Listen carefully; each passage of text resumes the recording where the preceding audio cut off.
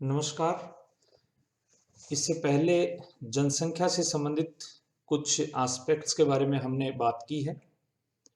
जनसंख्या वृद्धि, जनसंख्या घनत्व और वितरण के बारे में पहले हम बात कर चुके हैं। आज इस वीडियो में हम जनसंख्या, लिंगानुपात व आयु संरचना के बारे में बात करने वाले हैं। लिंगानुपात या लिंग संगठन किसे कहते हैं? स्त्रियों और पुरुषों की संख्या किसी देश की महत्वपूर्ण जनसांख्यिकीय विशेषता होती है। जनसंख्या में स्त्रियों और पुरुषों की संख्या के बीच के अनुपात को लिंगानुपात कहा जाता है। किसी भी देश या राज्य या क्षेत्र का लिंगानुपात निम्न सूत्र से हम ज्ञात कर सकते हैं, जिसमें प्रति हजार स्त्रियों पर पुरुषों की संख्या निकाली जाती है। लिंगानुपात किसी भी देश में महिलाओं की स्थिति के संबंध में महत्वपूर्ण सूचना होती है। लिंगानुपात का प्रतिकूल होना महिलाओं के साथ होने वाले शोषण एवं उनके आर्थिक सामाजिक स्तर के निम्न होने का परिचायक होता है। यानी जिन क्षेत्रों का या प्रदेशों का लिंगानुपात कम है, तो ऐसा माना जाता है कि वहाँ महिलाओं को पूर्ण अधिकार नहीं है और उनका आर्थिक और सामाजिक जो जीवन है उसमें योगदान कम है। विश्व के स्तर पे यदि आप देखें तो 2011 के कुछ आंकड़े हैं जिनमें बताया गया है कि विश्व की जनसंख्या का लिंगानुपात जो है वो 984 है, अर्थात प्रति हजार पुरुषों पर 984 स्त्रियां हैं। सबसे उच्चतम लिंगानुपात वाले जो देश हैं उनमें एस्तोनिया और लातविया हैं, जहां लिंगानुपात 1187 बताया जाता है। निम्न लिंगानुपात संयुक्त अरब अमीरात में बताया गया है, जहां यह 468 दर्ज किया गया है। एशिया महाद्वीप में लिंगानुपात अपेक्षाकृत निम्न है, कम है। चीन, भारत, पाकिस्तान, अफगानिस्तान जैसे देशों में यह चिंताजनक स्थिति पर है। दूसरी ओर यूरोपीय देशों, विशेषकर रूस में पुरुष निम्न संख्या में है। यह स्थिति इन देशों में महिलाओं के बेहतर जीवन स्तर को दर्शाती है। आप इस टेबल में देखेंगे विश्व के लिंगानुपात को, तो देखिए कि 2001 के बाद विश्व के स्तर पर जो लिंगानुपात है वो गिरा है 2 पॉइंट, यानी बहुत ज्यादा फर्क हमें देखने को नहीं मिला। लेकिन भारत के लिए सुखद बात यह है कि हमारे यहाँ पे लिंगानुपात बढ़ा है, 933 से 940 हुआ है। अन्य देशों में आप देखेंगे तो चीन में भी गिरा है, यूएस में भी कम हुआ है, इंडोनेशिया में, और कुछ अन्य देश हैं जहां कम हुआ है ये, जैसे नाइजीरिया है, वहां लगातार कम हुआ है। बाकी अन्य देशों में ये बढ़ रहा है। भारत में भी बढ़ा है, ये अच्छी बात है। ये भारत और उसके पड़ोसी देश हैं जहां लिंगानुपात की यदि स्थिति देखें तो चीन में लिंगानुपात है वो भारत से भी कम है। पाकिस्तान, बांग्लादेश, श्रीलंका, नेपाल, इन सभी में भारत से ज्यादा लिंगानुपात है। भूटान में कम है, म्यांमार में भी ज्यादा है, आप देख सकते हैं। तो भारत की स्थिति पड़ोसी जो देश हैं उनकी दृष्टि से थोड़ी कमजोर हम कह सकते हैं। भारत के लिंगानुपात की यदि हम बात करें तो 2011 की जो जनगणना हुई उसके अनुसार राष्ट्रीय लिंगानुपात में 7 अंकों की वृद्धि हुई। यानी 2001 में ये 933 था, जो बढ़कर 940 हो चुका है। सर्वाधिक लिंगानुपात भारत में केरल राज्य में है, जो 1084 है 2011 की जनगणना के अनुसार। ये जनगणना वर्षों में, विभिन्न जनगणना वर्षों में भारत में कितना लिंगानुपात रहा वो दिखाया गया है। आप देख सकते हैं 901 में हमारे यहाँ पे लिंगानुपात 972 था, जो 2011 में 940 है।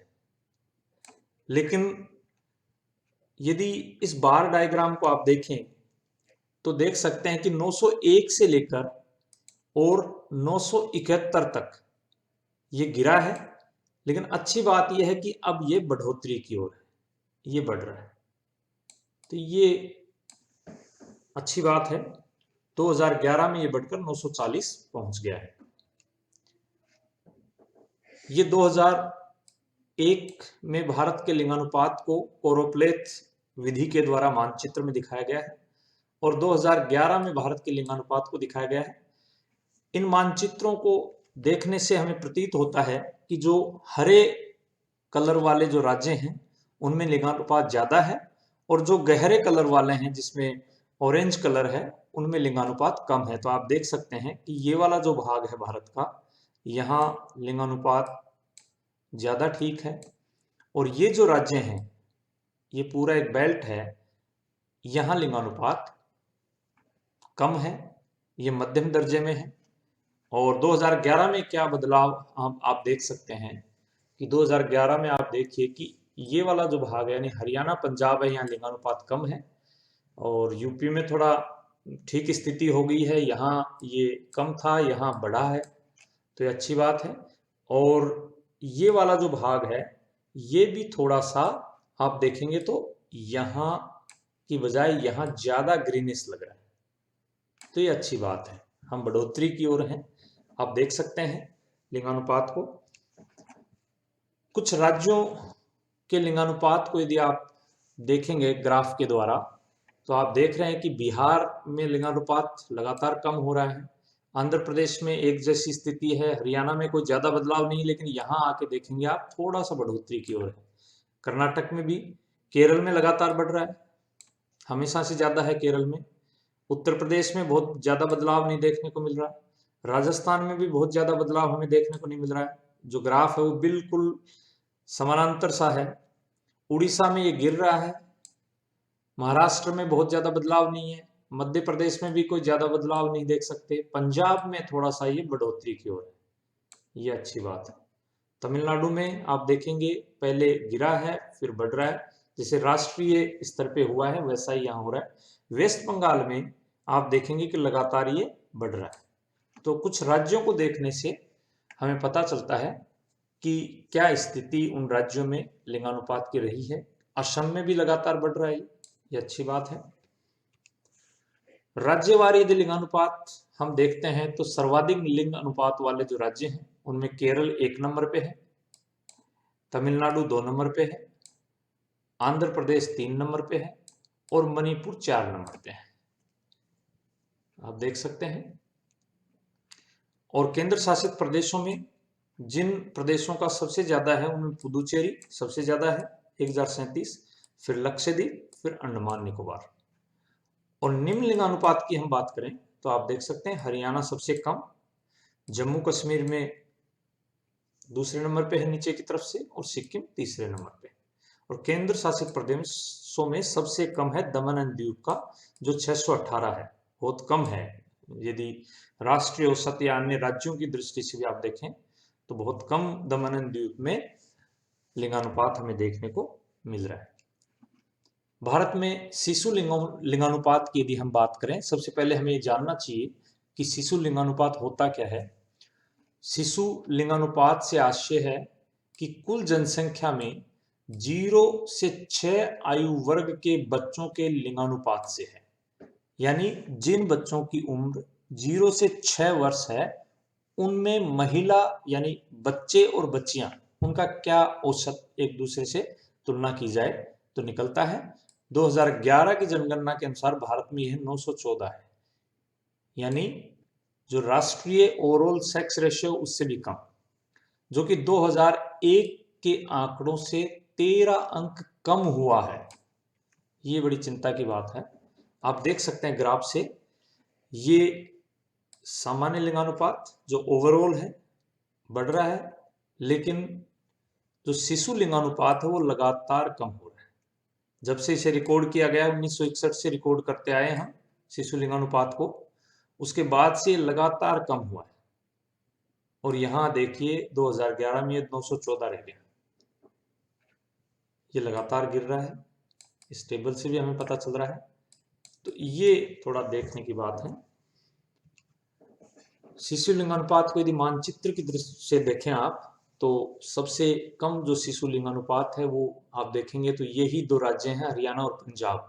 हरियाणा में 830 है और पंजाब में 846 है, यहाँ कम देखने को मिल रहा है। ये पूरा का पूरा जो भाग है यहाँ ये ठीक स्थिति में है, यहाँ आप देखेंगे। और इसको आप थोड़ा सा यदि ये देखिए सबसे ज्यादा शिशु लिंगानुपात किन राज्यों का है? मिजोरम, ये रहा, मेघालय और छत्तीसगढ़। और केंद्र शासित प्रदेशों में आप देखेंगे तो अंडमान निकोबार व पुदुचेरी। ये जो जिनको हरे रंग से सर्किल किया हुआ है वो राज्य या केंद्र शासित प्रदेश वो हैं जिनका शिशु लिंगानुपात सर्वाधिक है, और जिनको रेड से किया है उनका कम है। निम्न लिंगानुपात कौन कौन से राज्य हैं? हरियाणा, जैसा मैंने बता दिया, पंजाब और फिर जम्मू कश्मीर। और यदि केंद्र शासित प्रदेश आप देखें तो दिल्ली और चंडीगढ़। दिल्ली है वहां 866 है और चंडीगढ़ में 867 है। अब हम आयु संरचना की बात करें। आयु संरचना विभिन्न आयु वर्गों में लोगों की संख्या को प्रदर्शित करती है।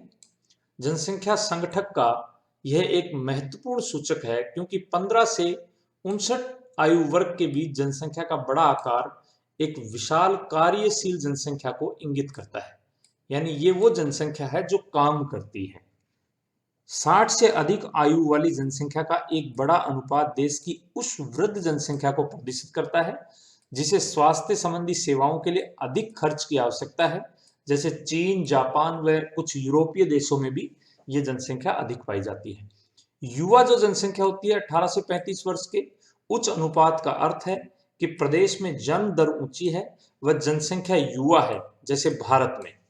तो आयु संरचना का जो पिरामिड है उसको यदि हम देखेंगे थोड़ी देर में, पहले ये टेबल देखिए, इसमें आप देखिए कि ये वाला जो भाग है भारत की जनसंख्या के सर्वाधिक है, यानी युवा जनसंख्या भारत की सबसे ज्यादा है।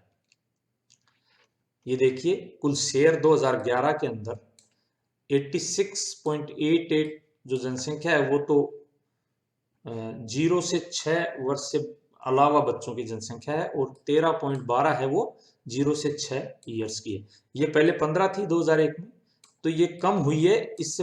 इससे हम ये कह सकते हैं कि हमारी जनसंख्या का जो आधार है वो कम हो रहा है, यानी जनसंख्या वृद्धि जो है वो धीरे धीरे कम की तरफ बढ़ रही है।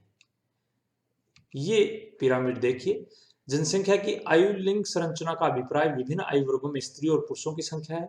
जनसंख्या पिरामिड का प्रयोग जनसंख्या की आयु लिंग संरचना को दर्शाने के लिए किया जाता है, हम जैसा जानते हैं। ये देखिए यहां स्थिरता आई है हमारे पिरामिड के अंदर, और बाकी ऊपर देखेंगे तो ये लगातार इस प्रकार से पिरामिड की तरह होता जा रहा है। और अन्य देशों में आप देखेंगे तो आप देख सकते हैं जनसंख्या पिरामिड की आकृति जनसंख्या की विशेषताओं को परिलक्षित करती हैं। प्रत्येक आयु वर्ग में बायां भाग पुरुषों का तथा दायां भाग स्त्रियों को प्रतिशत प्रदर्शित करता है। ये विस्तारित होती जनसंख्या को बताता है, इस प्रकार का पिरामिड। नाइजीरिया इसका उदाहरण है कि यहाँ की जनसंख्या विस्तारित होती हुई है, यानी अभी भी वहां पे ये देखिए बेस जो है, इसका जो आधार है वो फैला हुआ मिलेगा, बड़ा मिलेगा, तो इसका मतलब वहां जनसंख्या अभी बढ़ेगी। और स्थिर जनसंख्या, ये देखिए ऑस्ट्रेलिया की जो पिरामिड है ऑस्ट्रेलिया का, उसमें देखिए नीचे की तरफ आप देखिए कम हो रही है जनसंख्या और ऊपर ये ज्यादा है, तो ये स्थिर जनसंख्या हो रही है, क्योंकि बच्चे कम हैं तो आगे जाके जनसंख्या कम होगी। ह्रासमान कम होती जनसंख्या, आप देखिए जापान के अंदर आप देखेंगे तो ज्यादा एज के जो लोग हैं वो ज्यादा मिलेंगे आपको, और नीचे जो बच्चे हैं वो कम मिलेंगे, ये इस प्रकार से। तो ये ह्रासमान जनसंख्या को प्रदर्शित करता है, इस प्रकार का पिरामिड। जनसंख्या से संबंधित वीडियो में ये चौथा वीडियो है जो नगरीयकरण व साक्षरता के बारे में बात करेगा। भारत में नगरीयकरण की स्थिति और साक्षरता की क्या स्थिति है उसके बारे में हम इसमें बात करेंगे। ग्रामीण और नगरीय जनसंख्या का जो संगठन है, जनसंख्या का ग्रामीण और नगरीय में विभाजन निवास के आधार पर होता है।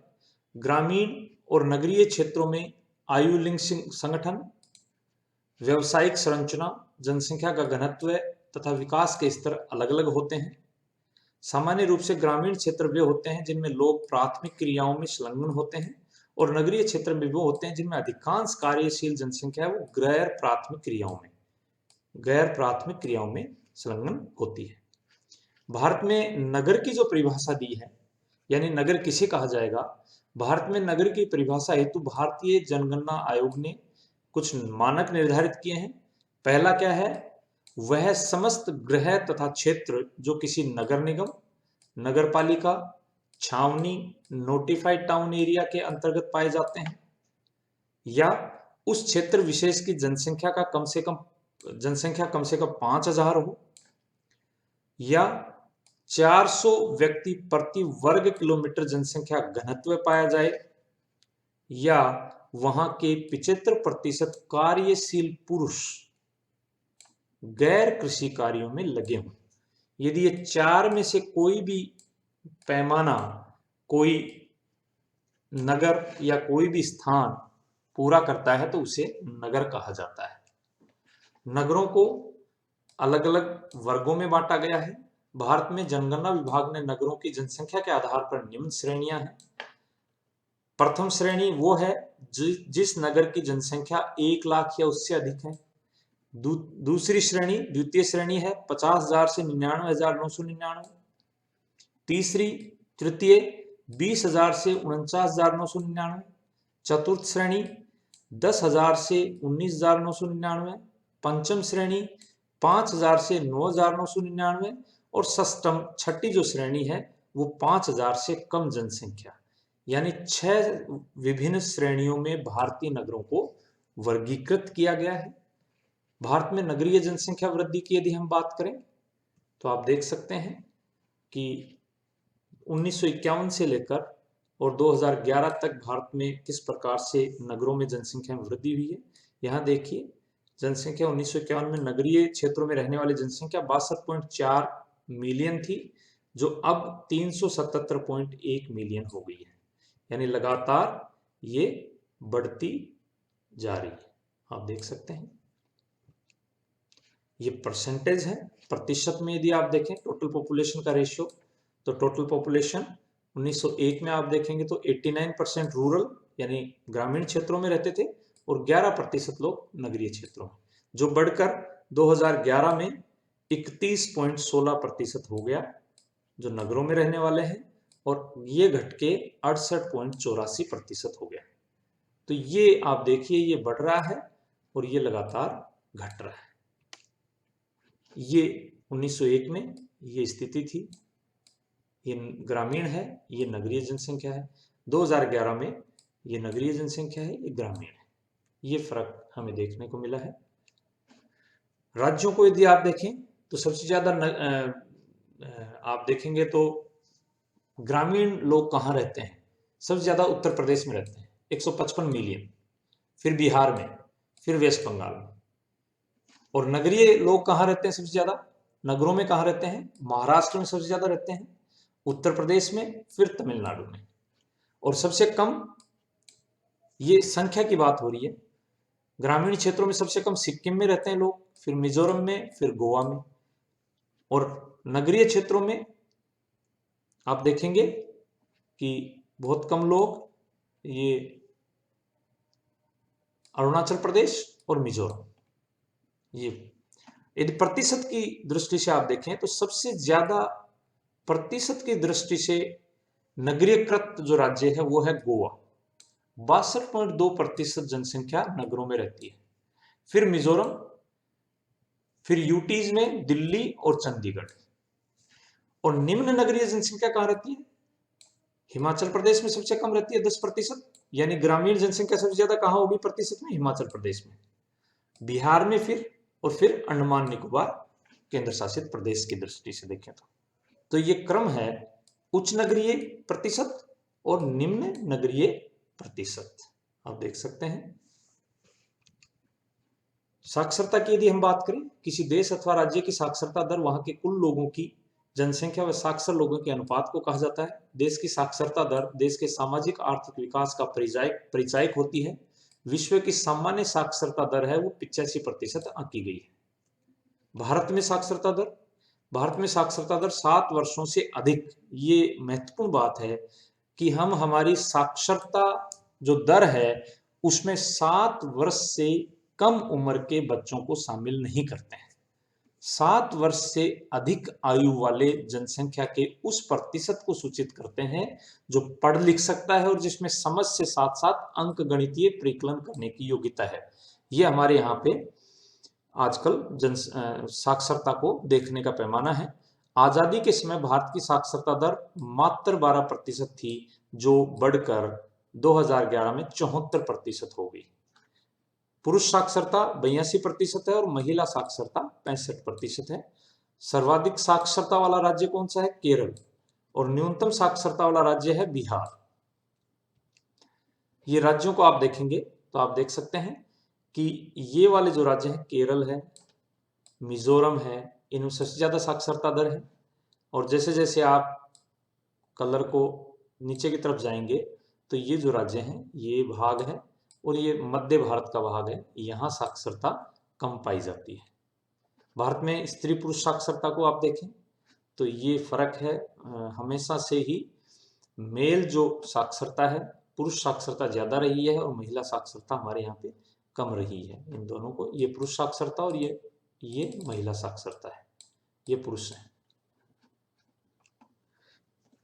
ये देख लीजिए, आप देख सकते हैं कि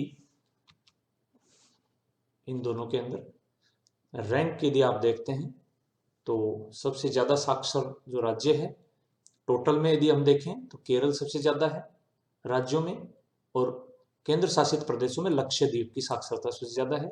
फिर मिजोरम, त्रिपुरा, गोवा। सबसे कम यदि आप देखेंगे तो बिहार, अरुणाचल प्रदेश, राजस्थान और झारखंड। ये क्रम रहेगा नीचे से और ये ऊपर से।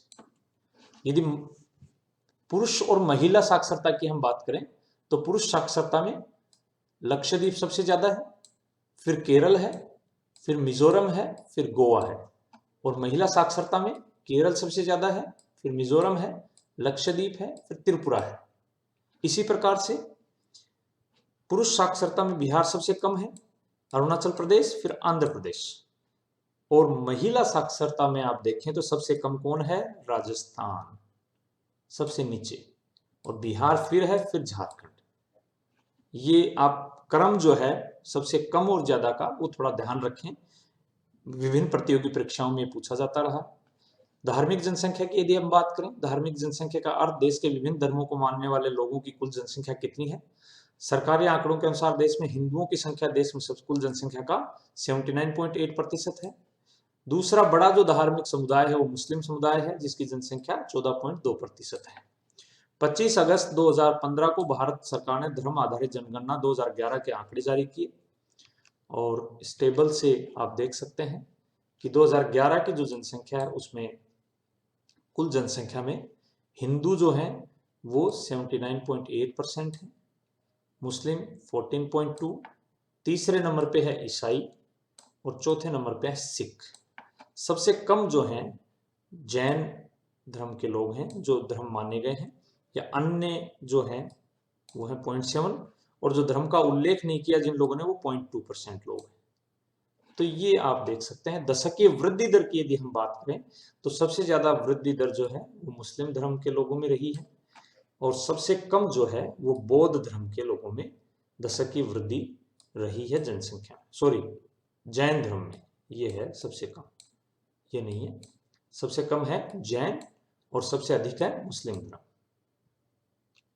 व्यवसायिक संरचना की हम बात करें तो कार्यशील जनसंख्या कृषि, वानिकी, मत्स्य, विनिर्माण, निर्माण, व्यावसायिक, परिवहन, सेवाएं, संचार और अन्य अवर्गीकृत सेवाएं जैसे व्यवसाय में भाग लेते हैं। प्राथमिक क्रियाएं कौन कौन सी होती हैं? कृषि है, वानिकी है, मत्स्यन है, खनन है। द्वितीय क्रियाएं हैं विनिर्माण संबंधी, मैन्युफैक्चरिंग। तृतीय क्रियाएं हैं परिवहन है, संचार है और अन्य सेवाएं हैं। और चतुर्थ जो क्रियाएं हैं वो अनुसंधान एवं वैचारिक विकास से जुड़े हैं। इन वर्गों में कार्यशील जनसंख्या का अनुपात किसी राष्ट्र के आर्थिक विकास के स्तरों का एक अच्छा सूचक है। आप इन्हीं प्राथमिक क्रियाओं उसी को हमने यहाँ दिखाया है, कौन कौन सी प्राथमिक क्रियाएं हैं, कौन कौन सी द्वितीयक हैं और कौन कौन सी तृतीयक हैं, कौन कौन सी चतुर्थ क्रियाएं हैं, ये आप देख सकते हैं, तृतीय और चतुर्थ। तो ये जो है व्यावसायिक संरचना है। आपका बहुत बहुत धन्यवाद, आपने इन वीडियोज़ को सभी को आप देखें ध्यान से। जनसंख्या से संबंधित जितने भी प्रश्न हैं, चाहे वो आपके यूनिवर्सिटी एग्ज़ाम्स में हो, चाहे किसी कॉम्पिटिटिव एग्ज़ाम में हो, आप इनको यदि ध्यान से देखेंगे तो आप निश्चित रूप से उनको आसानी से सोल्व कर पाएंगे। Thank you again.